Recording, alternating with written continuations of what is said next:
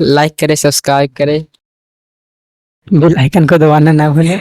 Bell icon को दबा दें।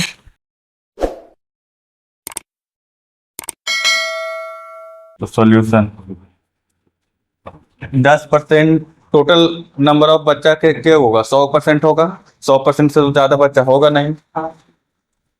100% में 10% क्या हो गया? फेल। ठीक, तो बचा कितना? बच्चा 90% है बचा। अब 90% में कुछ मैथ में पास हुआ होगा, कुछ इंग्लिश में पास हुआ होगा, कुछ दोनों में पास हुआ होगा। दोनों में क्यों पास हुआ होगा? काहे कि दोनों का जोड़ रहे हैं तो कितना आ जा रहा है? 150%।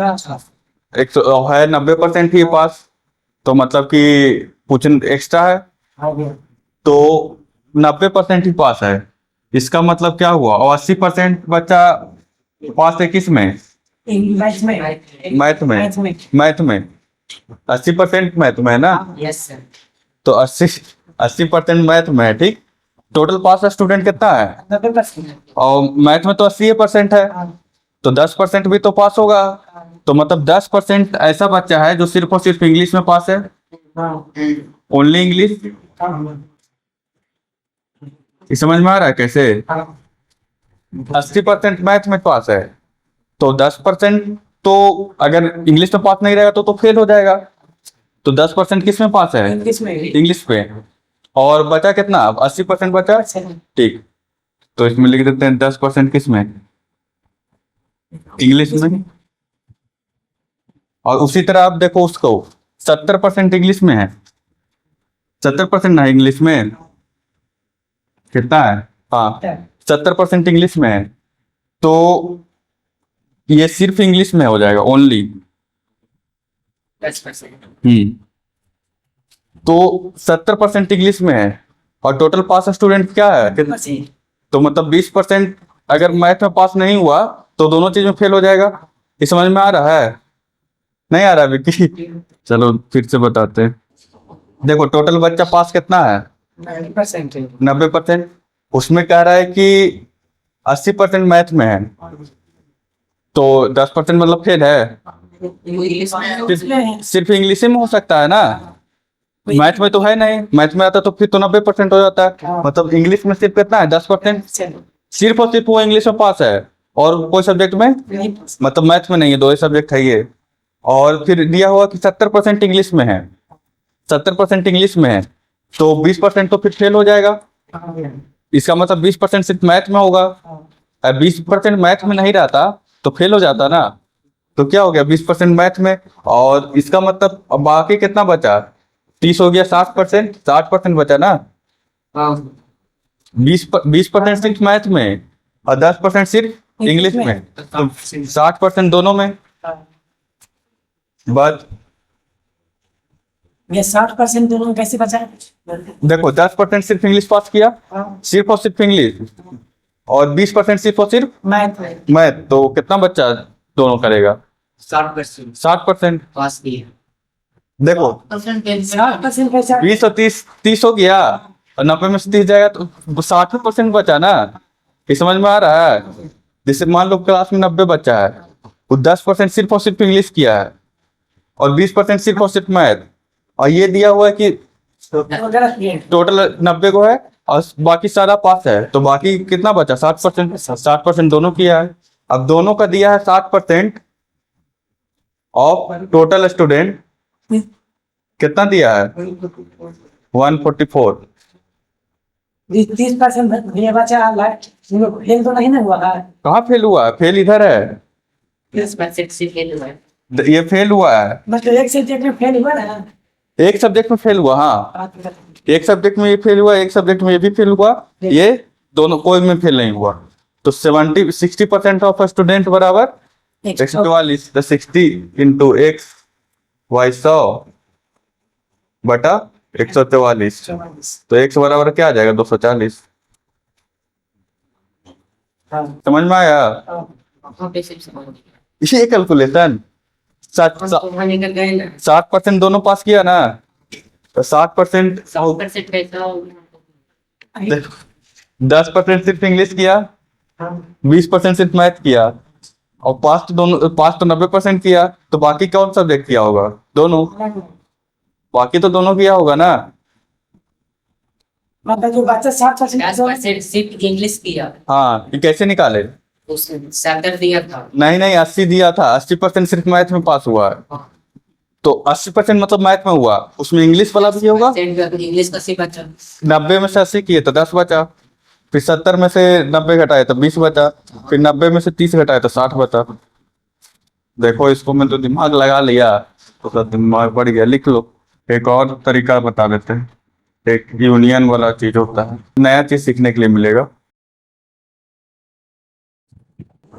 दो चीज होता है, एक यूनियन होता है, एक इंटरसेक्शन होता है। इंटरसेक्शन मतलब क्या? टकराना। और यूनियन मतलब संग। ठीक, मान लेते हैं कोई ए है, ए कुछ भी है, उसके अंदर नंबर है 1 2 3 4। ठीक, मतलब ए की जगह क्या क्या रखा सकता है? 1 1 2 3 4 3 4। ठीक, बी की जगह रखा सकता है क्या? 5 6 7 3 4 3 5 4 5 6। लाइक तो करें, ए सब्सक्राइब यूनियन करें। बी उसको लाइक करो। करेंगे ना, जो इसमें भी हो और उसमें भी इसमें भी हो, दोनों में हो। तो दोनों में मतलब ऐसा कि कॉमन नहीं करना है, इसका भी सारा नंबर आ जाना चाहिए और इसका भी सारा नंबर आ जाना चाहिए। ऐसा बताना है कि इसमें भी इसका भी पूरा नंबर आ जाए और इसका भी। तो दोनों क्या होगा? यूनियन 1 2 3 3 4 4 5 6 6। अब देखो, आगे भी अब ये दोनों सेट में ऐसा कोई है जो कि इसमें नहीं है? मतलब इसमें वाला सारा नंबर इसमें है ना? दोनों में भी है। हाँ, मतलब कि दोनों। इसके अलावा तो कोई नंबर नहीं है इन दोनों को मिला के। नहीं। और इसको कहते हैं यूनियन। और ए इंटरसेक्शन बी, इसका मतलब हो गया कॉमन। दोनों में कॉमन के कौन कौन है? 3 और 4। कितना समझ में आ रहा है? इसे कुछ पता चल रहा है कि अगर इसको हम एक तरह का सर्किल बनाए इस तरह से, ठीक, तो इसमें मान लेते हैं नंबर क्या है? 1 2 3 4। इसमें भी नंबर क्या है? 3 4 5 6। तो तुमको नहीं लगता यहाँ पे 3 4 आएगा? सेम भैया, ये वेन भैया, वेन वाला हाँ, वेन डायग्राम। तो 3 4 यहाँ पे नहीं होगा, 3 4 वहां पे होगा। यहाँ पे होगा। हाँ हाँ ये समझ में आ रहा है? हाँ। क्योंकि दोनों में वो 3 4 है। दोनों में कौन है? 3 4 3 4। और टोटल में क्या क्या है? 1 2 3 4 5 6। हाँ, समझ में आ गया? 4 5 6। यूनियन क्या है? पहले जब हम दो सर्किल बनाए थे तो क्या था? 1 2 3 4। और इसमें क्या है? 3 4 5 5 6। 6। जब दोनों को देखे कि दो कुछ कॉमन है तो इसको इस तरह से भी बना सकते हैं ना। अलग कर दिए। इस ऐसे बनाने से क्या हो गया कि ये इसमें जो एलिमेंट था, इसमें जो एलिमेंट था, वो एक जगह आ गया। हाँ, तो इससे कुछ लग रहा है कि ये वाला क्वेश्चन बनेगा परसेंटेज वाला? लाइक तो नहीं रहा। चलो ठीक है, और समझते हैं। इसमें जितना नंबर है, ये जो यूनियन आया, ये फॉर्मूला देखो, ये फॉर्मूला क्या है? तो ए यूनियन बी में जितना नंबर रहेगा वो किसके बराबर रहेगा? ए में जितना नंबर है, बी में जितना नंबर है, और जितना कॉमन है उसको घटा देंगे तो ये कैसे आ रहा है?